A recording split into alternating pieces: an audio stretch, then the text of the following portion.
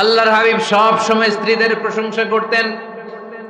সেই বুখারীর বর্ণনা, আল্লাহর হাবিব বলেন, ইন্না ফাদলা আয়েশা আলান নিসা কাফাদলিস সারিদ আলা সাইরিত তাআম। আরব ভূখণ্ডের মধ্যে সব খাবারের উপরে সারিদ খাবার যেমনি সেরা, দুনিয়ার সব নারীদের মধ্যে আমার আয়েশা তেমনি সেরা। সারিদ একটা খাবার আছে। আমি যখন মিশরে পড়তাম আল আজহার ইউনিভার্সিটিতে, আমাদের ইউনিভার্সিটিতে সরকারের পক্ষ থেকে সরকারিভাবে খাবার দেয়া হতো। আমাদের খাবারের খরচ বহন করতেন ওমানের সুলতান কাবুস। এই গত ৩-৪ দিন আগে ইন্তেকাল করেছেন। নাম শুনছেন আপনারা? প্রায় ৪০ বছরেরও বেশি মনে হয়, ৪৫ বছর বা ৫০ বছরের লম্বা সময় উনি ওমানের প্রেসিডেন্ট ছিলেন। উনি আমাদের খাবারের খরচটা বহন করতেন। কিছুদিন আগে ইন্তেকাল করেছেন। আমরা ওনার জন্য দোয়া করি, আল্লাহ তাআলা এই সুলতান কাবুসের জীবনের গুনাহগুলো মাফ করে নিক, ওনার সমস্ত খেদমত আল্লাহ কবুল করে নিক। তো আমাদের আল আজহার ইউনিভার্সিটির হোস্টেলে ঈদের দিন একটা খাবার দিত, এটার নাম ছিল সারিদ। রুটি আর গোশত এগুলোকে ম্যাশড করে একটা স্তর বানাতো, এটা কেটে কেটে আমাদেরকে দিত। এটাকে বলে সারিদ। আরব দেশে সবচেয়ে দামি খাবার।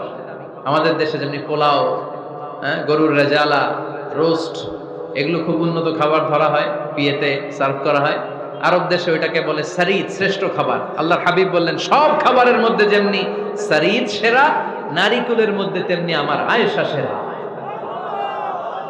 দেখেন কেমনে এপ্রিসিয়েট করতেন।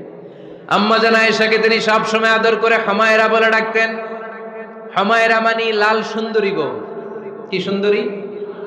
আম্মা জান আয়েশা রেগে গেলে গাল দুটো আনার ফলের মতো লাল হয়ে যেত, এজন্য ডাকতেন, ও আমার লাল সুন্দরী বউ। সুবহানাল্লাহ কইতে পারলেন না?